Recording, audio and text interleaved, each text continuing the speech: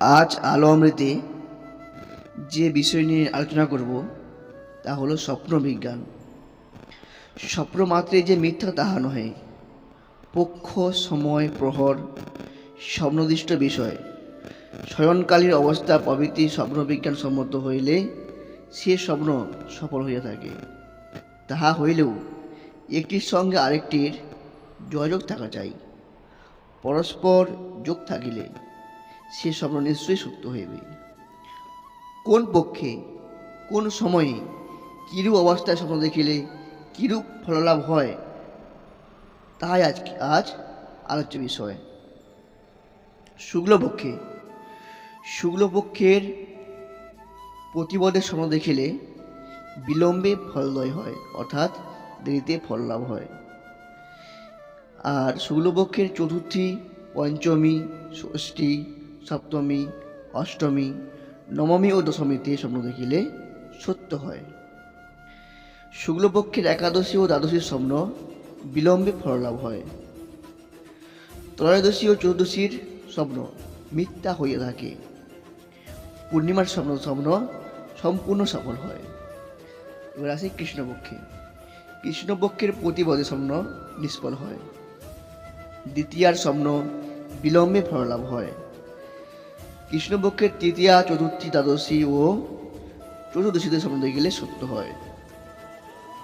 পঞ্চমী, ষষ্ঠী, সপ্তমী, দশমী, একাদশী ও ত্রয়োদশীর স্বপ্ন সত্য হয় না, অর্থাৎ মিথ্যা হয়। অষ্টমী ও নবমীর স্বপ্ন বিপরীত ফল প্রসব করে। কৃষ্ণপক্ষের অষ্টমী ও নবমীতে স্বপ্ন দেখিলে সেই স্বপ্ন কিন্তু বিপরীত ফল প্রসব করে, অর্থাৎ যে যা দেখবেন তা বিপরীত হয়। আর অমাবস্যার স্বপ্ন দুঃখের কারণ। স্বপ্নবিজ্ঞানের আরেকটি তাৎপর্য হলো পশুপক্ষীর স্বপ্ন দর্শনে কি হয়। স্বপ্নে উষ্ট্র দর্শনে, অর্থাৎ স্বপ্নের মধ্যে উট দর্শন করলে অর্থলাভ হইয়া থাকে, কিন্তু উটের মধ্যে আরোহণ করলে, অর্থাৎ চাপলে সেই স্বপ্ন মৃত্যুর কারণ।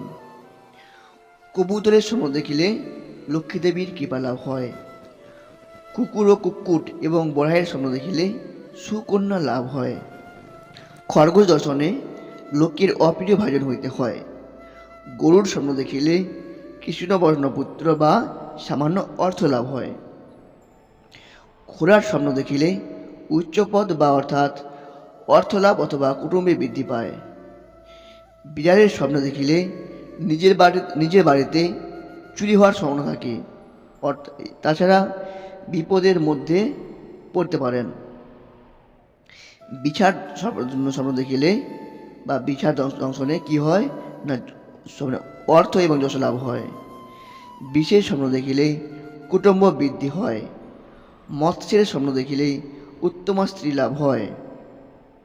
মহিষের পৃষ্ঠ পড়ে, অর্থাৎ মহিষের উপরে চাপলে স্বপ্নে মৃত্যু হয়।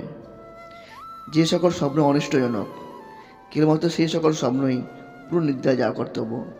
অর্থাৎ যে সকল স্বপ্ন দেখে ভাববেন যে খারাপ, আমরা অতি অবশ্যই তারপরে ঘুমানোর চেষ্টা করিবেন, তাহলে দেখবেন ওই স্বপ্নটা আর সত্য হবে না।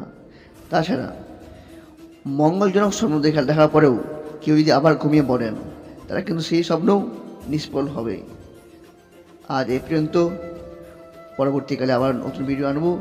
আপনারা ভালো থাকবেন, সুখে থাকবেন, আর এই চ্যানেলটিকে সাবস্ক্রাইব, লাইক করিবেন।